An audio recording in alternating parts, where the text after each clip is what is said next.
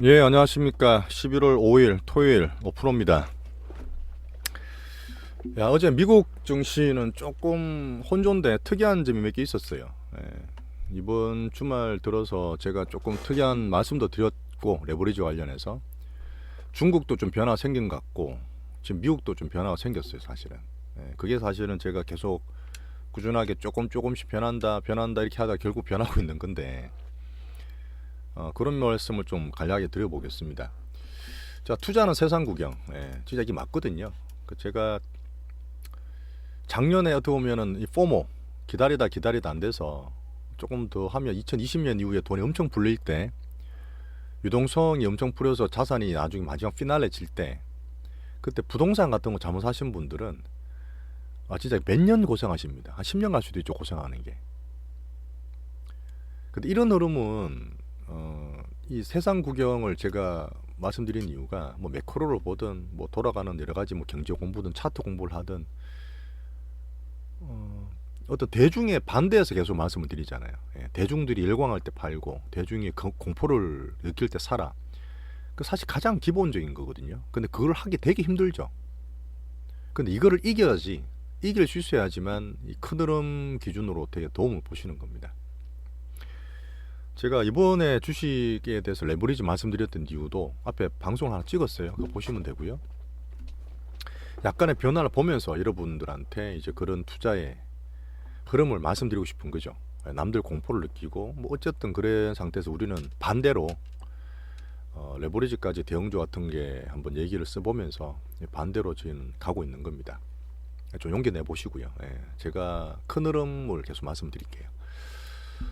자, 요번에 11월달 미국 FMC 회의에서 나왔는데 제가 뿅망치보단 포승줄이라 적었습니다. 이 말은 뭐냐면 예전에 8월달 잭슨홀 미팅 때 아주 간결하게 그 파월이 그랬죠. 금리 인하에 대한 기대를 하고 20%나 주가가 올라갔던 미국 증시를 뿅망치로 미친 듯이 때렸어요. 그 주가가 다시 급락시켜 버렸습니다. 야, 올라올 때 아니야 너네들, 정신 차려. 근데 이번은 뭐냐면 12월 달에 금리를 한 50bp 인상할 것 같아요. 그 전에 75bp를 4번 연속 인상했거든요. 미국 기준금리가 4%입니다. 4%. 우리나라가 3%인데, 자, 미국이 4% 됐다는 거는 경제가 문제가 안 생길 수가 사실 없어요. 이렇게 급하게 이 높은 금리를 단 몇 개월만 올려놨잖아요. 이게 나중에 몇 개월 뒤에 분명히 금리 인상에 대한 문제가 생깁니다. 지금 우리나라의 부동산 PF라든지 미국의 어떤 국채나 이쪽의 어떤 유동성유 이런 얘기 나오는 것들이 그런 당연히 여파인데, 여기에서 사실 너무 확대 해석을 하시면 안 돼요. 예.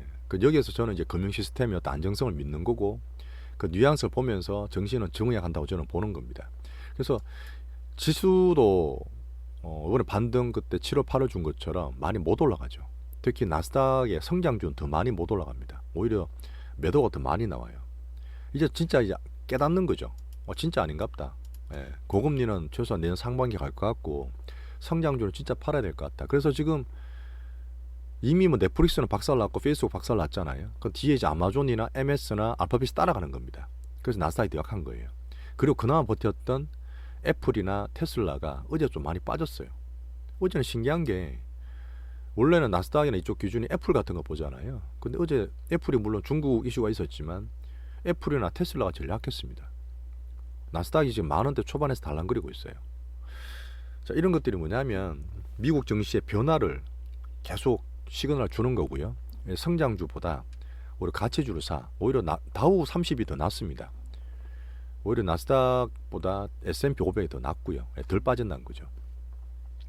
그런 말은 뭐냐면 이 성장주에 대한 익절을 꾸준히 계속 하고, 그 다음에 오히려 미리 워낙 많이 빠진 것들이 있어요. 나스닥이 5천 종목이거든요. 근데 아까 말했던 빅테크 한 6, 7개가 시총이 30% 차지했다고요. 지금 많이 쭈그러들었지만 그 나머지 애들이 한 50%, 75%, 90% 빠진 게 흐다예요. 수천 종목입니다. 우리 걔들이 안 빠져오세요. 중소형주들이죠. 이제 그렇게 시장은 지금 좀 변화되고 있다 보시면 돼요. 그래서 미국은 내년에도 금리를 쉽게 안 내리고 오히려 더 올릴까요? 급을 주고 있잖아요. 12월도 마찬가지 될 텐데 이런 기간 조정이 될 것 같아요. 그래서 미국은 여전히 저는 빌빌거린다, 계속 빌빌거린다 그래요. 미국은 워낙 지금 많이 올랐었고, 킹 달러, 제일 비싼 달러, 제일 비싼 미국 증시잖아요. 미국 주식 살려면 달러 사야 되는 거 아닙니까? 그렇기 때문에 제가 비싼 달러, 비싼 나스닥 앞으로 빌빌빌 계속 이런 얘기를 드리고 있는 거죠. 그럼 이 비싼 달러가 조금이라도 살살 이제 싼 것들 있잖아요. 미리 워낙 박살났던 거. 그냥 우리나라 포함되고 저는 비트코인도 살짝 보고 있는데 아니면 다른 데 지금 인도 같은 것들은 이모지 인도는 지금 신고가 나요. 2020년도에 버블 터지고 닷컴 버블 터지고 그 돈들이 중국 가서 중국에도 올린 것처럼 지금 인도 같은 애들은 중간에 잘 지금 스탠스 조정하고 있지 않습니까? 인도가 양 그 진영 왔다 갔다 하면서 또 중국의 어떤 저가 노동력의 공급 체인망을 인도가 막 가져오고 있지 않습니까? 인도가 지금 신고가 난다고요. 이모징에서. 그런 변화가 사실 있는 걸 보셔야 됩니다. 이 비싼 달러 이 돈들이 어디로 가느냐. 그게 사실 관건인 거죠. 그래서 지금 매크로 달러는 제가 지난주도 보여드렸는데 지금 달러가 지금 또 어제 빠졌어요. 달러가 빠지면 뭐다? 이제 비달러 국가는 조금 숨통이 트인다. 물론 금리가 오르기 때문에 부담스럽지만 달러에서 부담이 조금 주는 거죠.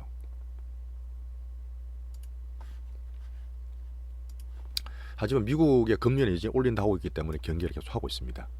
제가 레버리지를 계속 언급을 드렸어요. 아까 말했던 시장의 어떤 흐름, 싼 것들, 특히 우리나라 쪽에서 외국인의 수급이 상당히 의미가 좀 있다 봅니다.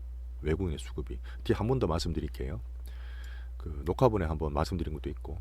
자, 그 중에서 주도전 예지전은 2차 전지다. 대형주 대상으로 이건 가능하다 보는 거고요. 한국 증시에 대한 외국인의 수급은 저는 이제 장악이 끝났고 완성기 있다 봅니다. 이제부터 시작한다 보는 거예요. 자, 외국인이 들어오는 거는 단타 안 쳐요. 요 근래 하신 분은 잘 모르시겠지만 외국인은 절대적입니다. 우리나라 증시는 타노스예요. 그나마 그 기관들, 이제 펀드 들어가면 기관들이잖아요. 아니면 우리나라 연기금 같은 것들이 외국인이 대항했던 수급 주체였습니다. 개인들은 한 번도 상대가 된 적이 없어요. 근데 이 기관들이 어떻습니까? 지금 박살났어요. 2015년도 제 생각에 그 피날레 졌고 그 다음부터는 펀드 아무도 안 들어갑니다. ETF만 같은 걸 하지. ETF는 펀드라 볼 수 없습니다. 주체력이 없어요. 그냥 패시브거든요. 그러다 보니까 이 외국인이 이 우리나라에서 이 수익을 내기 위한 지금 계획을 세우고 작전이 들어오고 어느 정도 만들어지고 있다 보는 거죠.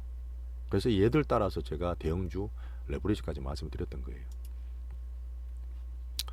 자, 다음 주에는 8일날 중간선거 있고 중간선거 끝나면 제가 말씀드렸죠. 지금 공화당이 많이 유리하기 때문에 그 친환경주는 전 그래서 잘 안 들어가요.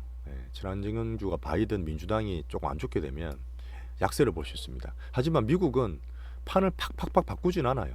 공화당이 혹시나 뭐 하원이 아니라 사원까지 또 영향을 미친다 하더라도 중장기로 봤던 것들은 크게 변하진 않습니다. 하지만 IRA 법안 같은 거라든지 동맹을 좀 더 중시할 수 있어요. 오히려 종명을 중시한다는 얘기는 우리나라는 좋은 거죠. 지금 미국 선거 때문에 바이든이 이제 무리하게 말했던 거 있잖아요. 동맹한테 피해주면서 무리하게 말했던 거 있습니다.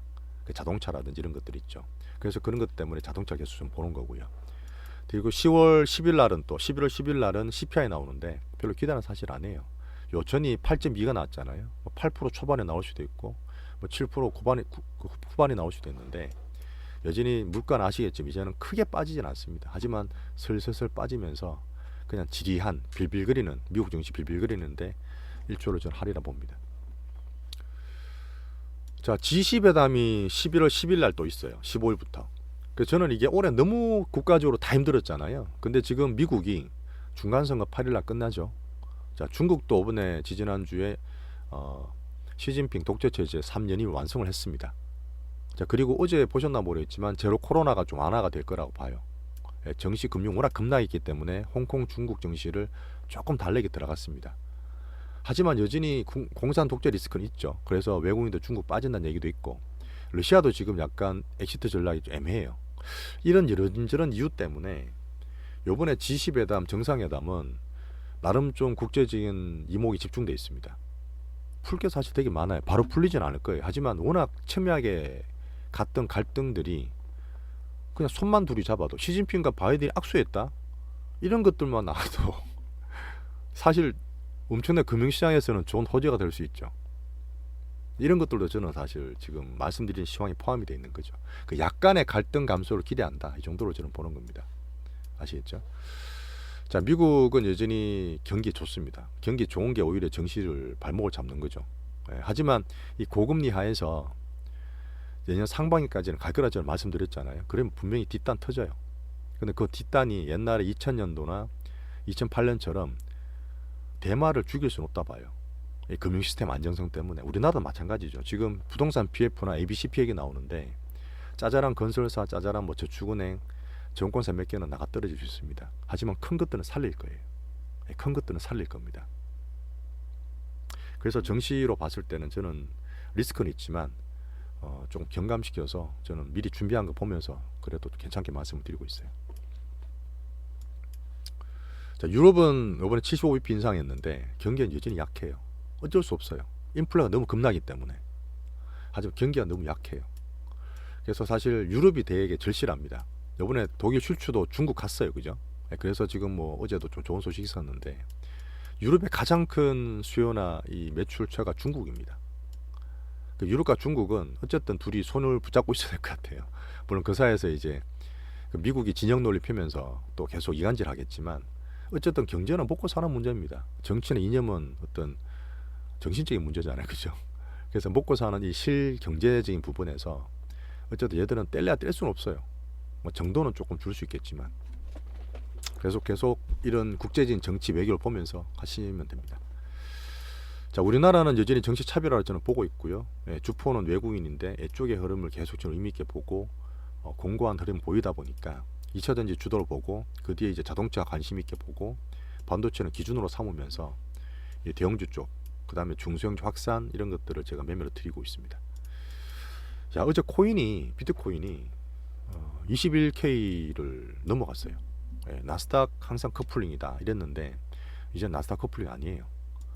아까 말했던 아주 비싼 달러들, 지지난주에 미국에 계셨던 제 아는 지인 형님이 한국 놀러 오셨어요. 워낙 달러가 좋으니까. 우리나라에 오면 옛날에 100만원 들게 70만원 하면 되니까, 60만원 하면 되니까. 지금 정책적으로 중간선거 때문에 인플레 잡는다고 달러 강세를 계속 요구를 하고 고수를 했는데 연준의 약간 어떤 미미한 변화라든지 아까 보여드렸던 달러 인덱스 보시면 지표에 나타나요. 말하는 게 다는 아니거든요. 그 뒷단에 숨겨진 이 행간들이 사실 있습니다. 그런 면으로 저는 이 비싼 달러가 전 세계에서 정말 많이 빠지고 싼 어디로 들어갈지를 계속 보는 거예요. 근데 그 중에서 우리나라 2차 전지도 저는 꼽고 있는 겁니다. 우리나라 중에서도 2차 전지. 이 디테일은 제가 하는 부분이에요. 자, 그래서 섹터 테마는 뭐 여러 번 강조드리는 2차 전지가 여전히 강세입니다. 이게 지금 금요일날 살짝 좀 빠졌어요. 왜? 중국이 공산 독재 국가이기 때문에 돈이 당연히 빠진다. 근데 살짝 이제 뭔가 제로 코로나 풀어주고 그 유효라든지 내년에 이제 임기가 끝나죠. 리커창 같은 분들이 나와서 다시 기업이나 경제를 살리려는 멘트를 하다 보니까 그래도 뭐 전혀 신경 쓰고 있진 않네. 신경 좀 쓰네.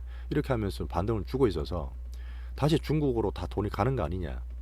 단기적이죠. 그렇다고 시진핑이 바뀝니까? 그러다 보니까 큰 흐름상 조정을 살짝 받더라도 저는 여전히 2차 전지 쪽은 저가에 써야 된다. 그렇게 말씀을 드리고 지금은 사실 주도주 자리를 확고하다고 저는 자리매김하고 있다 보는 거예요. 대형주 4인방 항상 말씀드렸던 기준으로 드렸죠. 자, 그래서 대형주가 일단은 들어왔고요. 주형주 확산이 지난주 보였습니다. 그래서 매매를 좀 드렸고요. 소형주로도 저희 갖고 있는 개별주 같은 거 있잖아요. 그것도 확산을 기대하고 있습니다. 자, 반도체는 삼전은 항상 기준입니다. 예전에 시가총액은 얘가 확고해요. 하지만 느낌이 뭐냐면 외국인들이 그냥 항상 말했잖아요. 코스피 컨트롤할 때 삼전을 이용을 하는데 개인들이 사실 아직 너무 많아요. 600만입니다. 주주가. 우리나라 인구의 주식하는 분의 한 반 정도가 그냥 이걸 전자 다 가지고 있어요. 그래서 기준은 좋은데 단기로 크게 상승할 확률은 사실 낮아요. 외국인도 압니다. 삼전을 사면 당연히 지수가 올라요. 근데 그렇게 빨리 오르게 할 필요가 있을까요? 이제 두고두고 먹어야 되는데 진짜 3년 만에 들어왔는데 지금 그래서 기준만 삼 때 삼전은 지금 뭐 단기 매매 같은 건 안 드릴 확률이 좀 높아요. 그 자동차는 IRA 지나면 세부 법안 같은 걸 해서 또 공화당이 좀 힘을 얻게 되면 동맹을 더 강화시키는 전략으로 갈 수 있습니다. 지금 우리나라 자동차 같은 게 많이 빠졌던 이유가 미국이 자기들만 보조금 준다 해서 피해를 많이 봤잖아요. 이제 그런 것들이 공화당 쪽에 조금 좋은 결과로 중간성으로 나오게 되면 자동차도 사야 되는 거죠. 현대 모비스 같은 거 지금 흐름 괜찮아요. 현대차나 기아차, 현대위아도 마찬가지, 현대글로비스도 마찬가지인데 이런 것들은 대형주 기준으로. 근데 대형주 말씀드리는 이유가 이게 좋아요. 사실 대형주 움직이는 게 되게 좋은 겁니다. 사실 그동안 대형주 움직이는 게 있습니까? 솔직히 계속 빠졌잖아요. 근데 이게 이제 한 10월 달부터 대형주 흐름이 이제 의미 있게 보는 거고, 지지난주는 삼성전자 의미 있게 보는 거고, 2차전지 쪽에 외국인을 보는 거예요. 이 대형주 사서 얼마나 먹겠어? 절대 안 그래요. 이 대형주에서 엄청난 수익 볼 수 있습니다. 많이 살 수 있고 크게 살 수 있고 안전하게 크게 수익 볼 수 있는 게 사실 대형주 흐름이에요. 두고 보세요. 예, 진짜 저 대형주는 여러분 꼭 보셔야 되고, 굳이 구석진데 찾을 필요 없어. 아시겠죠? 예. 자, 그리고 로봇이나 엔터도 제가 혹시나 확산이 될 때 그 제2의 어떤 후보군으로 계속 제가 보고 있고, 당근방에는 지금 몇 개 갖고 있습니다. 그 네옴시티 건설 원전도 보고 있는데 아직까지는 그냥 뭐 단타치기 정도밖에 저는 크게 안 보여요. 예. 자, 금주의 종목 매매를 제가 좀 간만했죠. 여러분 오랫동안 기다리셨는데 금주의 매매를 좀 했습니다. 하나씩 간단히 말씀드릴게요. 금양인데, 금양은 사실 저는 계속 좋게 봐요. 근데 어쨌든 이번에 10% 정도 10 몇 프로, 17%? 이거 22,000원에 샀죠. 이거는 사실 좀 다르게 드렸어요. 22,000원에 산 데도 있고 26,000원에 산 데도 있습니다. 근데 제가 3만 몇천에 팔았더라. 갑자기 기억이 안 나네. 한 10 몇 프로, 20% 가까이 수익 보고 팔았어요. 그다음 좀 많이 산 데는 한 10%, 9% 정도 팔았고요. 그리고 지금 빠졌잖아요. 저 금양은 또 빠지면 또 사야 돼요. 제가 볼 때는 이거는 한 5만 원까지 갈 수 있습니다. 5만 원. 지금 3만 원도 안 되는데 5만 원 간다? 다 사야지. 그렇게 하지 마세요. 타이면 제가 잡아드리고 비중 드릴 거고, 암만 좋다 해도 몰빵 치는 거 아닙니다. 지금 그런 장 아니에요. 자, 그래서 저점 매수 하게 되면 다음에는 한 4만 원, 5만 원 선에서는 지금 밑에 사는 분도 계실 겁니다. 아직 남아있는 분도 계시는, 그때 다 팔아야 돼요. 의미 있는 매도 물대가 이제 4만, 5만 원대입니다. 하지만 금양은 또 단기로 들어갈 수 있으니까 타이밍 제가 잡아드릴 거고. 이수화학도 단기 매매했어요. 이수화학도 어쨌든 단기 매매 들어갔다가 이게 중형주 확산되는 종목이었거든요. 미래나노테크하고 이수화학인데, 근데 이거는 금양보다는 조금 매매들이 좀 거칠어요. 전체로 주기에는 좀 불안정합니다. 그래서 짧게 보고 나왔고요. 또 빠졌는데 또 다음에 타임 봐도 됩니다. 그리고 대형주는 제가 이번 주에 좀 많이 들었어요. SK이노베이션도 들었고요. 이게 원래 방송에서는 이때 언급을 드렸는데 딴 거 이것저것 보다 안 하고 요때 샀나요? 좀 빠졌죠. 네, 빠졌는데 대형주는 그렇게 막 짧게 하실 필요 없어요. 네, 들어온 수급 주체도 외국인이고요. 대형주 자체는 조금 느긋합니다. 그래서 뭐 짧게 와닥와닥 할 필요는 없어요. 지금 대형주 중에서 유일하게 금요일 날 외국인이 좀 팔아서 좀 그렇긴 한데, LG화학이나 그다음에 삼성 SDI 보다 좀 약했어요. 하지만 이 추세가 뭐 계속 약할 건지는 봐야 되는 부분이고, 그 매매로 충분히 커버할 수 있는 부분이기 때문에 제가 다 시그널 드리겠습니다. 자, 그리고 LIG 넥스원을 제가 팔았어요. 참 오래된 종목인데, 제가 방산주 2월달 전쟁 터지고 3월부터 막 얘기를 드려서 중기주로 좀 편입이 됐던 종목이거든요. 방산주 중에 제일 강했어요. 제일 강했는데 제가 10만 4천 원에 다 팔았습니다. 그리고 2차전지 SDI로 바꿔드렸어요. 첫 번째 이유는 뭐냐, 2차전지 SDI가 더 좋아 보였기 때문에. 그게 가장 큰 원인입니다. 그리고 LIG 넥스원은 앞으로 들어갈 수 있어요. 분명히 들어갈 수 있는데, 아까 말했던 국제 공조나 너무 힘들었던 부분이 혹시나 조금 휴지기를 가질 수 있다는 그런 느낌도 사실 있고요. 지금 대만으로 이제 중국이 계속 때리고 미국도 대만을 지원하면서 동북아의 어떤 화약고가 대만으로 물론 갈 수 있습니다. 앞으로 계속 가요. 미중 패권처럼 대만에 쉽게 프리하게 놔두지는 않을 겁니다. 그런 면 때문에 특히 이번에 전쟁을 통해서 우리나라 무기가 상당히 좋게 판명이 됐잖아요. 실제로 수출도 많이 되고 있고. 근데 지금 제가 봤을 때는 한 11만 원대에서 매물이 조금 나와요. 기술적으로는. 그렇기 때문에 기술 쪽 부담이 사실 됐습니다. 그래서 내가만 중장기 좋게 본다 하더라도 이미 얘가 보면 작년부터 꾸준하게 올랐죠. 그죠? 우리가 물론 전쟁 터지고 물론 사긴 했지만 이런 면도 사실 부담이 좀 되고, 오히려 얘는 지금 이제 저 오히려 시작한다 봐요. 이제 돈이 좀 들어왔고요. 지금 위에서 제가 좀 사긴 했는데 목표가는 얘들이 이제 시작하는 거기 때문에 저는 100만 원까지 사실 봐요. 대형주 100만 원까지. 그것도 물론 단기 타임 또 잡아드릴 수 있으니까 일단 방산주 빼고 2차전지 대형주로 갈았다 이렇게 보시면 됩니다. 투자는 제가 이번에 외국인 수급에 대한 얘기를 좀 강조를 드렸고요. 지금 개인 신용 잔고가 안 늘어요. 9월달 틀리고 그때 7월 8월 반등 줄 때는 시황장고 또 급속히 따라오거든요. 장올라가 같이 따라옵니다. 근데 지금은 물론 연준이 이제 뭐 포승줄 얘기를 표현했지만 묶고 있어서 앞으로 금리 쉽게 안 내리고 더 올릴 거란 말을 했는지 모르겠지만 개인 수급이 2차 전지는 주도주로 안 들어와요. 그래서 저는 더 좋게 보는 겁니다. 더 좋게 보는 거예요. 제가 항상 이제 수급 위주로 그다음에 개인들 대중들 매매를 말씀을 드리는데 대중들이 와 하면서 수익 볼 때는 이 투자 사이클상 30%밖에 안 되는 화랑장 때뿐이에요. 화랑장 때는 초보든 누구든 다 수익 볼 수 있는 확률이 높습니다. 2020년 하반기처럼 그죠. 근데 그렇게 하다 또 물리면 또 크게 손해 보죠. 근데 지금 어떻다? 약세장에서 바닥을 다지고 이제 서서히 좀 반등을 만들어가는 주포가 외국인들이 간만에 들어와서 반등을 만들어가는 한국 증시의 바닥권을 저는 보는 거예요. 그래서 지금 개인들이 오히려 안 들어오고 편입이 안 되는 건 더 좋습니다. 대중들과 반대해서 있는 거죠. 자, 그래서 뭐 지금 뭐 2차 전지 편입 대응 주는 얘기 많이 드리고 있는 거고요. 단기적으로 왔다 갔다 할 수 있어요. 하지만 또 빠지면 좋은 또 매수 기회로 잡는 게 저는 이게 맞다고 지금 봅니다. 자, 그리고 제가 매매를 드리면 손절을 안 하시는 분 아직도 계세요. 아직도 뭐 저는 못 팔겠다 하시는 분 계시는데 제가 목표방도 아시겠지만 한 30%, 20% 손절 막 쳐요. 비중에 따라서. 그 2021년인가요? 작년이었나 재작년이었나 그때 기억나실지 모르겠지만 비중을 제가 90% 100% 드렸습니다. 그때는 이제 수익 날 때니까 막 몇 억씩 사신 분도 계셨을 거예요. 근데 제가 그때 이슈를 단기적으로 보고 드렸는데 그 다음날 하한가 나왔어요. 그때 바이오 종목이었습니다. 뭔가 제가 기대했던 게 확률을 90% 봤는데 안 좋은 10%가 된 거죠. 근데 제가 27% 손절 드렸어요. 그때 어떤 분은 병원에 막 닌겔 맞고 막 그러시더라고. 내가 이렇게까지 손해본 적이 없는데. 근데 그 다음에 수익 다 났습니다. 따라오신 분들. 그래서 본인이 개인적으로 또 의미가 없으면 본인이 보는 게 따로 아니시면 어지간하면 제 매매 따라오시는 게 지나고 나서 나으실 거예요. 확률적으로.